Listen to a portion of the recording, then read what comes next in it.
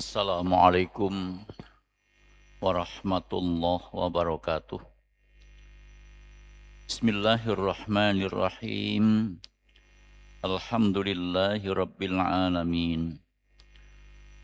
Wassalatu wassalamu ala asyrafil anbiya wal mursalin wa ala alihi wa ashabihi ajma'in. Amma ba'du. Para jamaah rahimakumullah, alhamdulillah karena rahmat Allah semata kita telah menunaikan salat maghrib kita secara berjamaah. Semoga ibadah kita diterima di sisi Allah Subhanahu wa Ta'ala. Semoga Allah senantiasa limpahkan rahmat, maghfirah dan keberkahannya kepada kita. Semoga dosa-dosa kita diampuni oleh Allah. Semoga kesalahan-kesalahan kita dihapuskan dan semoga kita senantiasa dalam lindungannya, dijauhkan dari berbagai wabah dan musibah. Tetap istiqomah dalam menunaikan perintah-perintah Allah dan menjauhi larang-larangannya, dimanapun, kapanpun, dalam situasi dan kondisi apapun, dan semoga kelak kita semua husnul khotimah. Amin. Semoga salawat serta salam senantiasa dilimpahkan kepada Nabiullah Muhammad sallallahu alaihi wasallam beserta keluarga beliau, para sahabat-sahabat beliau, dan kepada seluruh umatnya yang taat dan patuh kepada ajaran beliau. Semoga pula kita termasuk umat yang berada di dalamnya. Amin. Para jamaah sekalian, rahimakumullah,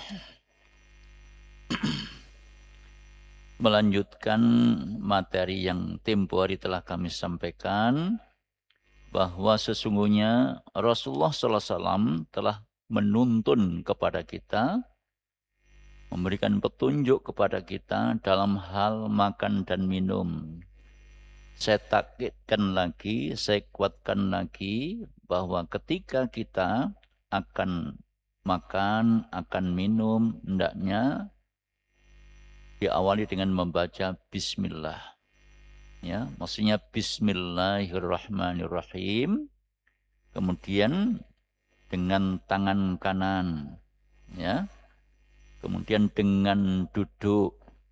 Ketika misalnya kita sedang menikmati hidangan, kok lupa belum membaca bismillahirrahmanirrahim di awal, begitu ingat di tengah, lalu kita membaca bismillahi min awalihi wa akhirihi, ya. Bismillah dari awal sampai dengan akhir. Nah, para jamaah sekalian, setelah selesai diakhiri dengan membaca alhamdulillahirabbil alamin. Para jamaah sekalian rahimakumullah, Rasulullah sangat menekankan kepada kita untuk makan dengan duduk, minum dengan duduk, ya. Sekali tempo memang beliau pernah berdiri, tapi itu tentu dalam kondisi tertentu, ya. Ya, jadi dalam kondisi tertentu karena terpaksa, maka tidak mengapa minum dengan berdiri.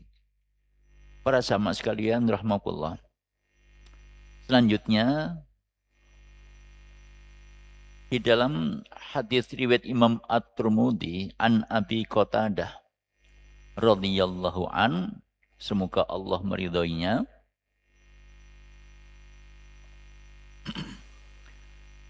para jemaah sekalian, dari Abi Qatadah radhiyallahu an, semoga Allah meridhoinya, anin Nabi sallallahu alaihi wasallam qala, dari Nabi sallallahu alaihi wasallam beliau bersabda, saqil qaumi akhiruhum, yakni akhiruhum syurban.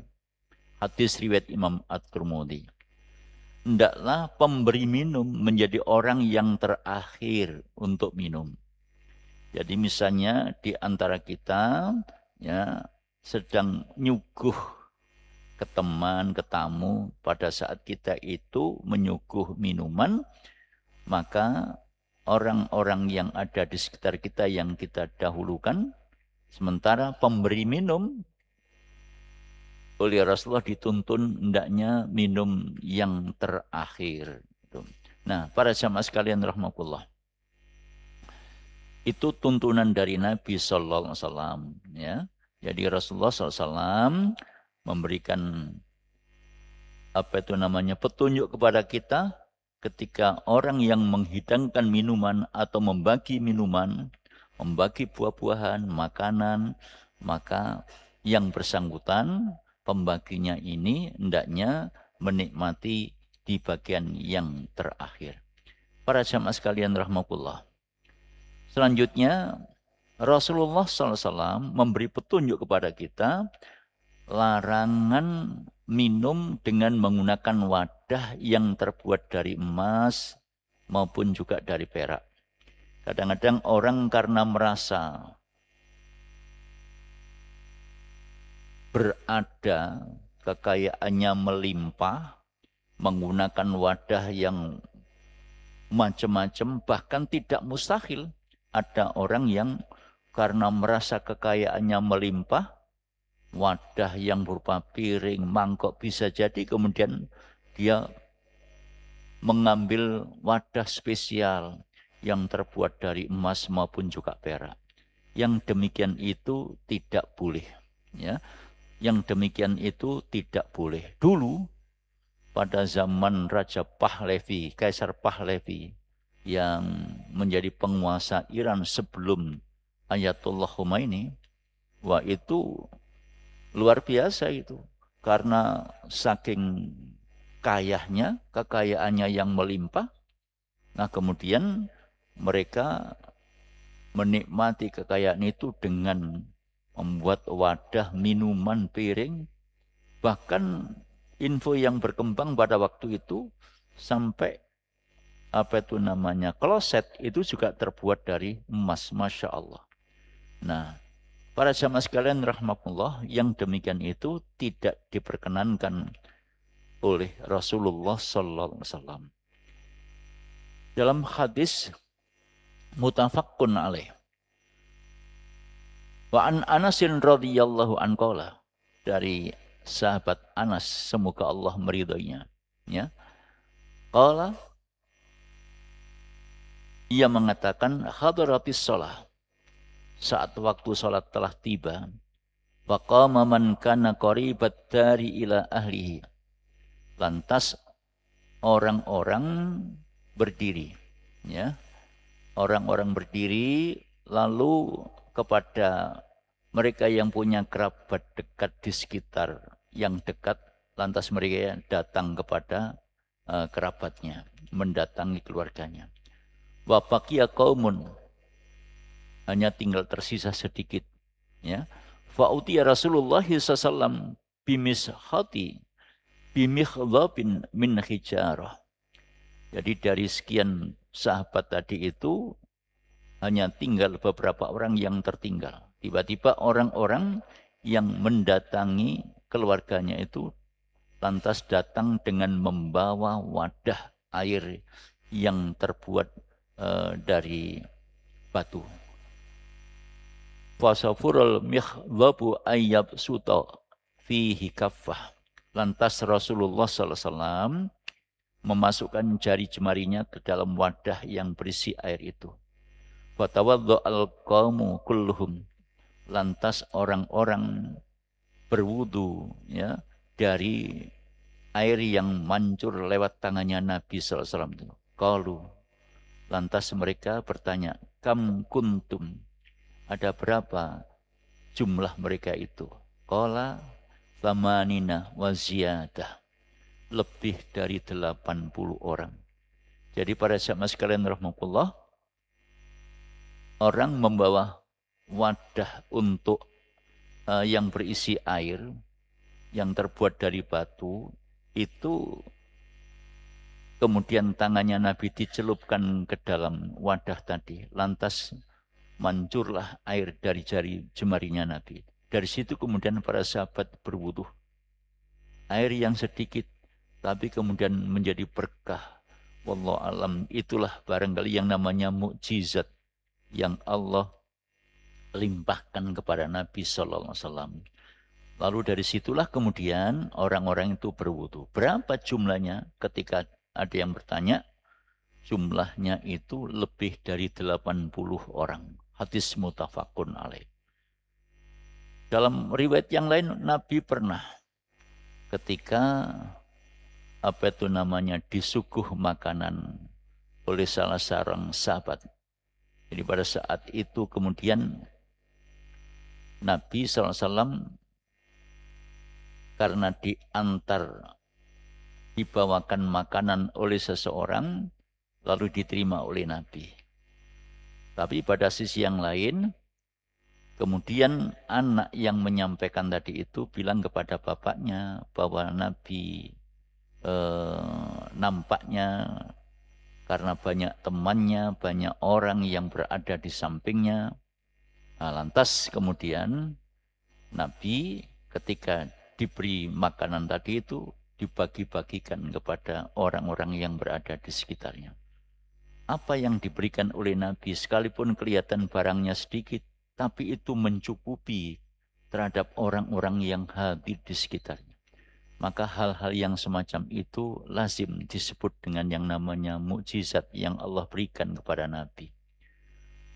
Para jamaah sekalian, karena yang demikian itu tidak masuk akal, tapi bisa terjadi. Itulah salah satu kemuliaan yang Allah turunkan kepada hamba Allah, yaitu Rasulullah Muhammad SAW. Ya.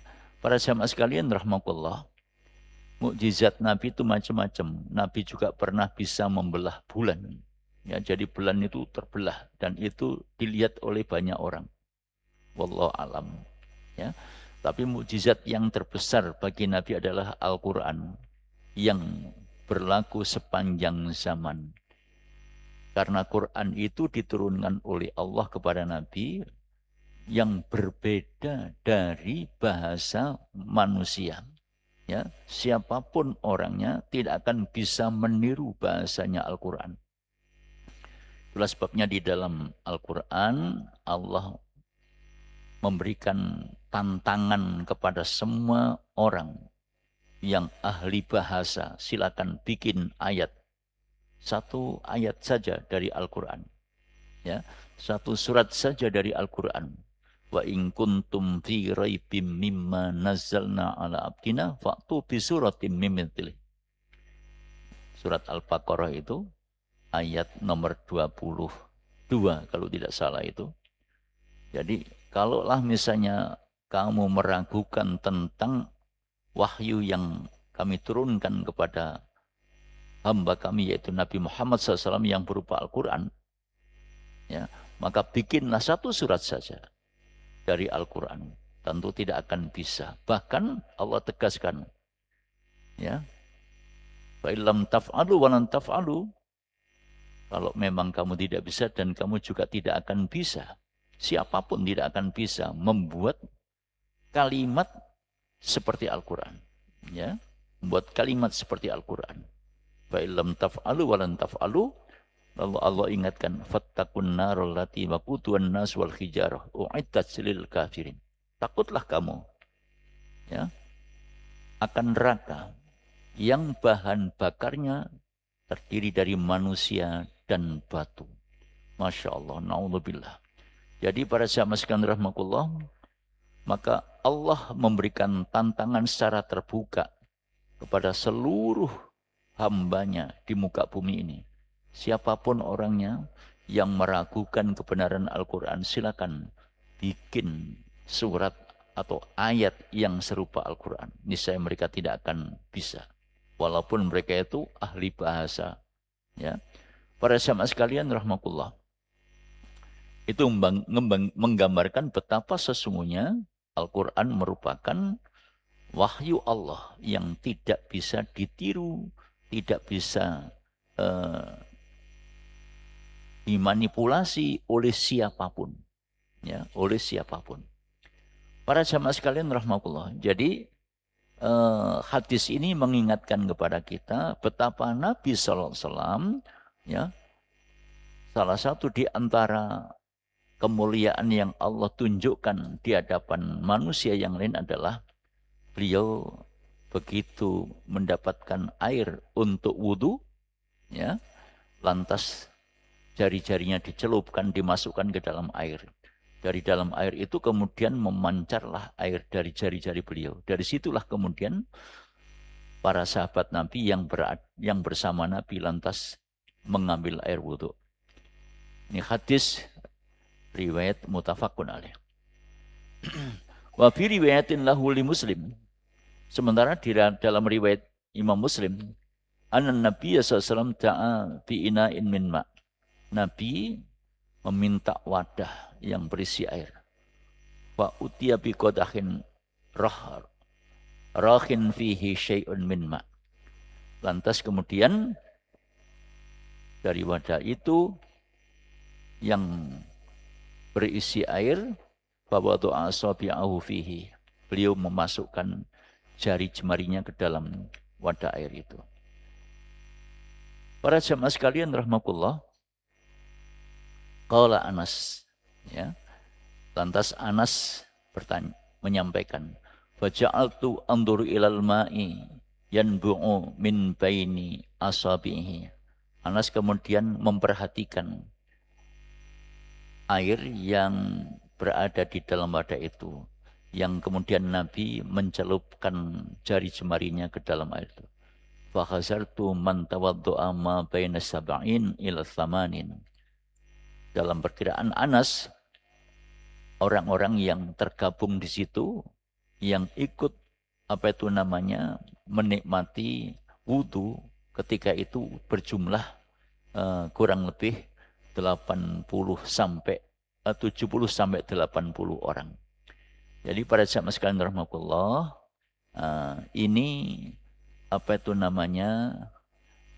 menggambarkan kepada kita bahwa ketika seseorang itu mau berwudu, diperbolehkan menggunakan tempat air yang terbuat dari batu untuk berwudu dan lainnya, termasuk timbo, ya. Jadi tadi Nabi itu dibawakan wadah yang terbuat dari batu, lantas berisi air. Dari situ kemudian beliau memasukkan jari jemarinya ke dalam air, lalu dari situlah kemudian Allah memberkainya sehingga jari jemari Nabi memancarkan air.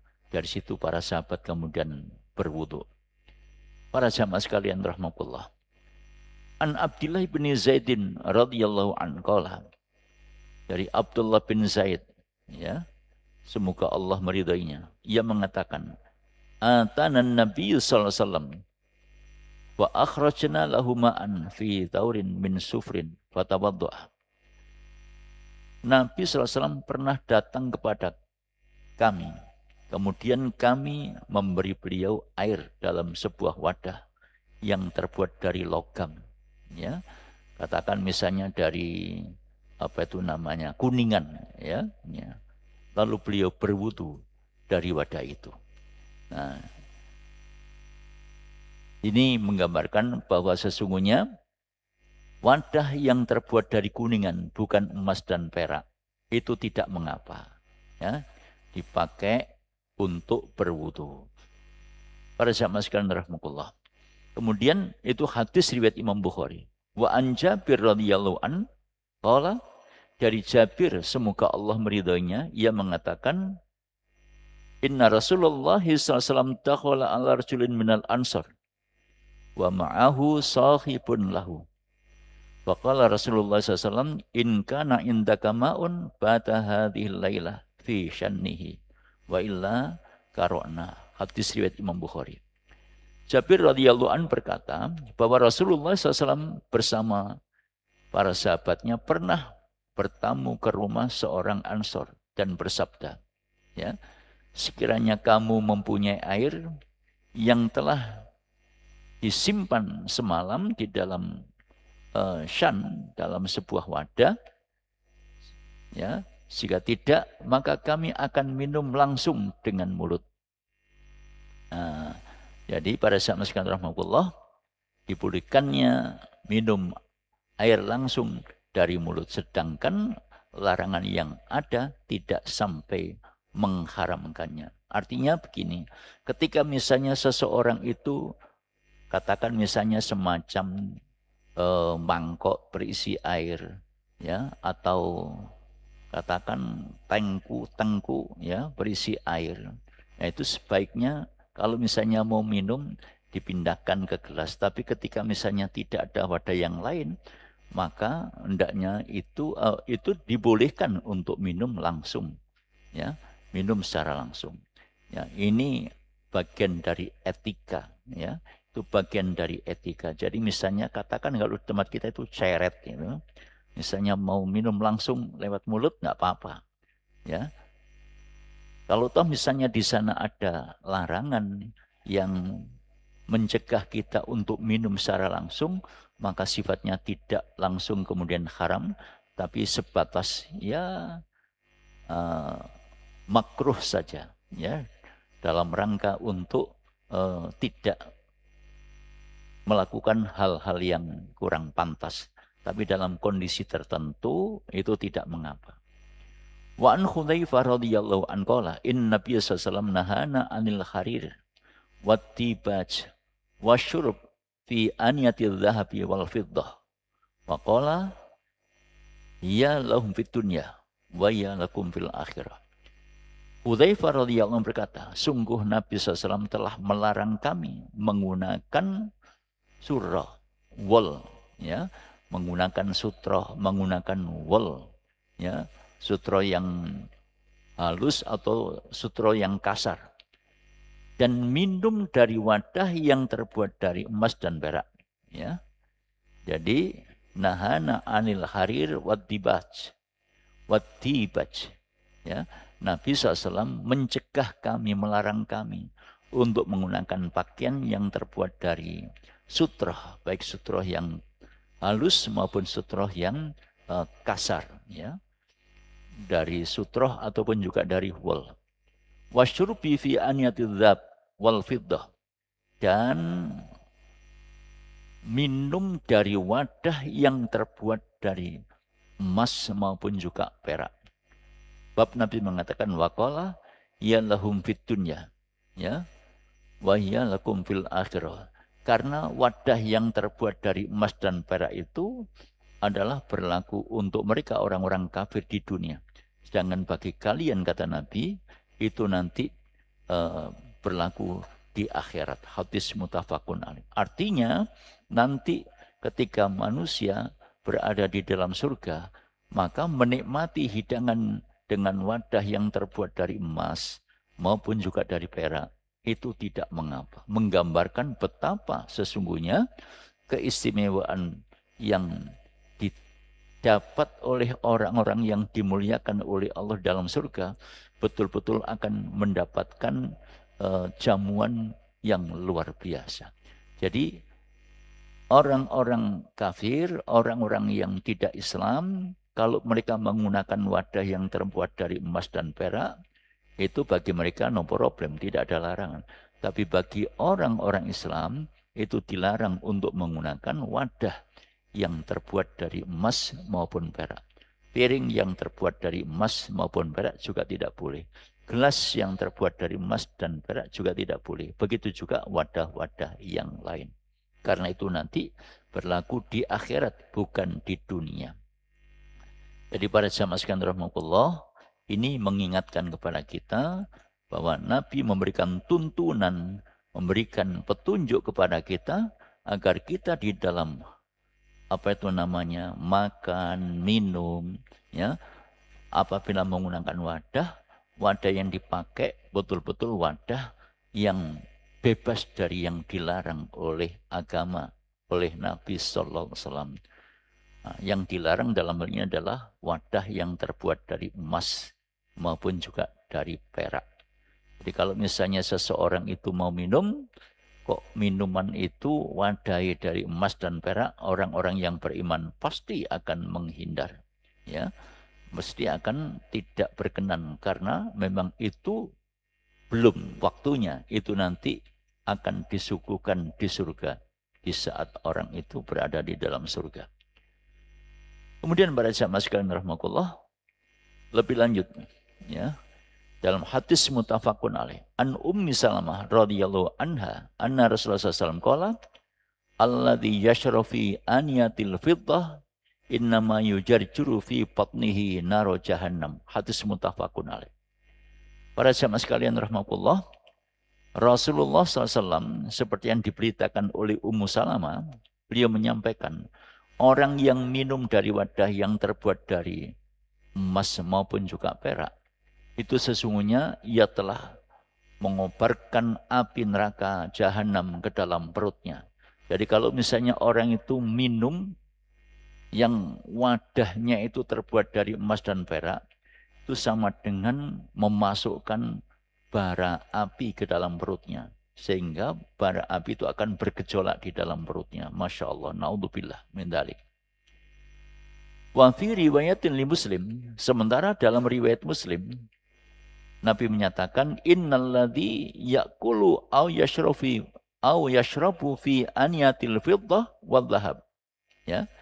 Sesungguhnya orang-orang yang minum, ya, orang-orang yang minum yang wadahnya terbuat dari emas dan perak, ya, terbuat dari emas dan perak, maka itu minuman yang wadahnya terbuat dari emas dan perak sama halnya dengan memasukkan bara api ke dalam perutnya, ya. Man syariba fi ina'in min dhahabin aw fiddah fa innama yujarjir fi batnihi narun min jahannam. Jadi sekali lagi ini penegasan Rasulullah sallallahu alaihi wasallam bahwa orang-orang yang minum dari wadah yang terbuat dari emas dan perak, maka itu menggambarkan betapa sesungguhnya peristiwa yang terjadi pada dirinya adalah peristiwa yang mengerikan. Karena minum dengan wadah yang terbuat dari emas dan perak sama halnya dengan memasukkan bara api ke dalam perutnya, di mana bara api itu akan bergejolak, ya, membakar apa yang terkandung di dalam perutnya itu. Na'udzubillah min dzalik. Nah, karenanya para jamaah sekalian rahmatullah, petunjuk ini hanya akan bisa diamalkan ketika orang itu memahami petunjuk agama. Karenanya, sebagai orang yang beriman, kita sekalian wajib untuk memahami petunjuk-petunjuk, tuntunan-tuntunan yang dituntunkan oleh agama kita, yang terdapat di dalam Al-Quran dan yang terdapat di dalam hadis Nabi SAW, yang lazim disebut dengan sunnah Rasulullah SAW. Jadi pada zaman sekalian rahmatullah, itulah adab makan dan minum yang dituntunkan oleh Rasulullah SAW kepada kita. Orang-orang yang beriman diingatkan oleh Nabi SAW, jangan makan, jangan minum menggunakan wadah yang terbuat dari emas dan perak. Sebab yang demikian itu akan sama halnya dengan memasukkan bara api ke dalam perutnya, di mana bara api itu nanti akan menyala-nyala, ya, di dalam perutnya. Masya Allah, na'udzubillah. Termasuk jangan sampai orang-orang yang beriman memasukkan barang haram ke dalam perutnya. Barang haram itu bisa jadi hasil, ya, curian, ya, bisa jadi hasil curian, bisa jadi barang yang memang barangnya itu diharamkan oleh Allah. Yang diharamkan oleh Allah, yang secara tegas nasnya di dalam Al-Quran itu seperti daging babi, bangkai, ya, kemudian darah yang mengalir, termasuk menyembelih binatang dengan tidak menyebut asma Allah, maka itu adalah diharamkan oleh Allah. Allah menyatakan dalam Al-Quran, a'udzubillahi minasyaitonirrajim, hurrimat 'alaikumul maitatu wattamu wal lahmul khinzir wa ma uhilla bihi li ghairillah. Diharamkan bagi kamu sekalian untuk makan yang namanya daging babi, yang namanya bangkai, yang namanya darah yang mengalir, yang namanya binatang yang disembelih dengan tidak menyebut asma Allah. Para jamaah sekalian rahmatullah, Kalau misalnya ada orang menyembelih binatang, katakan misalnya kambing, ya, menyebut asma Allah, menyembelihnya itu Bismillahirrahmanirrahim. Tapi kambing itu disuguhkan untuk berhala, ya, disuguhkan untuk berhala, disajikan untuk berhala, disajikan untuk hal-hal yang tidak diridhoi oleh Allah, maka itu bismillahnya menjadi batal, ya, bismillahnya menjadi batal. Misalnya orang itu menyembelih binatang, menyembelih kambing dengan menyebut asma Allah, Bismillahirrahmanirrahim. Tapi kambing yang disembelih itu diniatkan untuk sesaji, ya, untuk sesaji terhadap hal-hal tertentu yang itu justru dilarang oleh agama. Karena ada dulu banyak di masyarakat itu kadang-kadang menyembelih ayam, disuguhkan untuk sesaji pohon tertentu yang dikeramatkan oleh sebagian orang. Nah, maka sekalipun ayam itu disembelih dengan baca bismillah, hukumnya tetap haram. Karena memang niatnya tidak karena Allah, walaupun menyembelihnya dengan baca bismillah. Tapi kalau kemudian prakteknya disuguhkan untuk sesaji, ya, maka sesaji yang tidak karena Allah menjadi batal. Jadi misalnya menyembelih ayam, menyembelih kambing, menyembelih sapi, lalu kemudian digunakan untuk sesaji, dikirimkan kepada pohon tertentu yang dikeramatkan oleh sebagian orang, ya, maka itu hukumnya menjadi haram, sekalipun yang bersangkutan pada waktu menyembelihnya membaca bismillah. Nah, para jamaah sekalian rahmatullah, jadi minuman yang diharamkan oleh Allah bagi orang-orang yang beriman, kalau kemudian itu dilanggar, sama halnya dengan memasukkan bara api ke dalam perutnya. Na'udzubillah.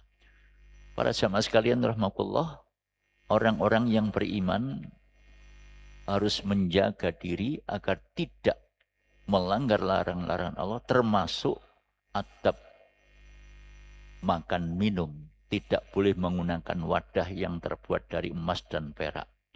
Ya, walaupun misalnya wadahnya bukan yang terbuat dari emas dan perak, tapi kalau minuman yang diminum itu adalah yang diharamkan oleh Allah, itu juga tidak boleh. Jadi karena minuman yang diharamkan itu sama halnya dengan memasukkan bara api ke dalam perut. Ya, para jamaah sekalian rahmatullah, seperti yang sekarang berkembang itu narkoba. Narkoba ini adalah bagian dari minuman atau hidangan yang diharamkan oleh Allah. Ya, hidangan yang diharamkan oleh Allah. Karena itu lebih bahaya dari khamr biasa. Ya. Kemudian memakan daging babi bagi orang yang beriman haram. Memakan binatang yang sudah mati haram, kecuali binatang laut. Ya, kecuali di laut. Misalnya kayak ikan yang sudah mati tidak mengapa. Tapi kalau misalnya ayam, kambing, sapi sudah mati disembelih, walaupun sudah matinya baru 5 menit, itu haram, tidak boleh. Ya, walaupun matinya baru 5 menit tidak boleh. Itu tetap menjadi bangkai, dan bangkai itu hukumnya haram. Ya, jadi Allah haramkan yang namanya bangkai, Allah haramkan yang namanya daging babi, Allah haramkan yang namanya darah mengalir. Ya, dulu banyak orang itu misalnya jualan rujak, lalu di sana diselipi yang namanya dideh. Dideh itu darah mengalir dari sembelihan kambing, sembelihan sapi yang dibekukan, kemudian digunakan campuran untuk rujak. Nah, yang demikian itu tidak boleh bagi orang-orang yang beriman. Hukumnya haram, karena memang itu tegas dilarang oleh Allah Subhanahu wa Ta'ala. Karenanya orang-orang yang beriman kepada Allah harus bisa menjaga diri agar terjauh dari makanan dan minuman yang diharamkan oleh Allah Subhanahu wa Ta'ala. Barangnya halal, tapi cara mendapatkannya dengan cara yang haram juga menjadi haram. Misalnya air putih, tapi kalau cara mendapatkannya itu dengan cara mencuri, mengambil hak orang lain tanpa izin, maka itu sama dengan mencuri. Dan mencuri itu hukumnya haram, tidak boleh. Ya. Jadi makanan, minuman, barangnya halal. Tapi kalau kemudian diambil dari proses, didapat dari proses yang tidak halal, maka itu menjadi haram. Ya, termasuk mencuri uang, termasuk hasil korupsi, maka itu hukumnya haram. Ya, makanya para sahabat sekalian rahmatullah, kalau yang demikian itu lantas dibiarkan tanpa ada pencegahan, akhirnya akan menjadi merusak tatanan dan menyebabkan hal-hal yang tidak kita harapkan. Itulah sebabnya para sahabat sekalian rahmatullah, agama mengatur kepada kita semua agar kita betul-betul memahami mana yang halal, mana yang haram. Yang halal kita ambil, kita nikmati. Yang haram harus kita jauhi. Barangnya halal, tapi cara mengambilnya dengan cara yang tidak halal, maka itu menjadi haram. Sekali lagi, ini penting untuk dipahami. Katakan misalnya semacam air minum, ya, airnya halal. Tapi ketika kita mengambilnya, mendapatkannya dengan cara mencuri, ngentit, ya, itu menjadi haram. Walaupun barangnya halal. Nah, supaya tidak haram, mendapatkannya, mengambilnya harus dengan cara yang halal. Misalnya kayak apa? Kalau toh memang itu barang dagangan, ya kita beli. Nah, atau kita minta kepada yang bersangkutan, Pak, mohon saya sangat haus, saya tidak punya uang, misalnya minta, insya Allah dikasih, ya, insya Allah dikasih.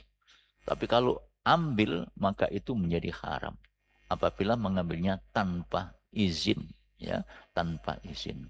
Jadi para jamaah sekalian rahmatullah, ketika orang itu ingin mendapatkan sesuatu, manakala itu punya orang lain, harus izin supaya barang yang didapat itu menjadi halal.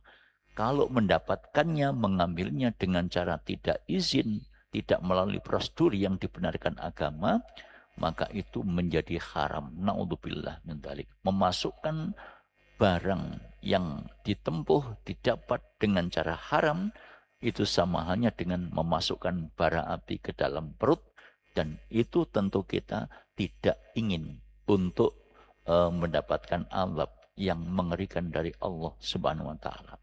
Nah, karenanya para jamaah sekalian rahmatullah, sekali lagi, makanan dan minuman yang harus dinikmati oleh setiap orang yang beriman itu harus jelas kehalalannya. Wadah yang dipakai harus jelas. Jangan sampai orang yang beriman menikmati hidangan dengan wadah yang diharamkan oleh agama. Dalam hal ini adalah emas dan perak. Karena saking kepingin memuliakan orang, karena saking ingin menggunakan kemuliaan menurut perasaannya di dunia ini dengan wadah emas dan perak, dipikir itu akan menjadikan dirinya lebih terhormat, tapi justru menjadi sebaliknya, dilaknat oleh Allah Subhanahu wa taala. Menikmati hidangan, minuman, makanan, kalau kemudian barang itu bersumber dari yang haram, itu sama halnya pula dengan memasukkan bara api ke dalam perut. Dan itu tentu tidak kita inginkan. Maka sekali lagi para jamaah sekalian rahmatullah, petunjuk agama baru bermakna kalau kemudian diamalkan. Ya, yang dihalalkan kita ambil, yang diharamkan kita jauhi. Kalau dulu-dulu pernah terlanjur melanggar larangan, solusinya cuma satu, bertaubat memohon ampun kepada Allah Subhanahu wa taala. Kalau itu terkait dengan hak orang lain, kita minta maaf kepada yang punya. Karena dulu pernah mengambil, Pak, saya mohon maaf, dulu saya pernah mengambil barangnya Bapak berupa ini dan itu dan seterusnya. Dengan begitu maka kita akan terbebas dari hal-hal yang tidak dihalalkan oleh Allah.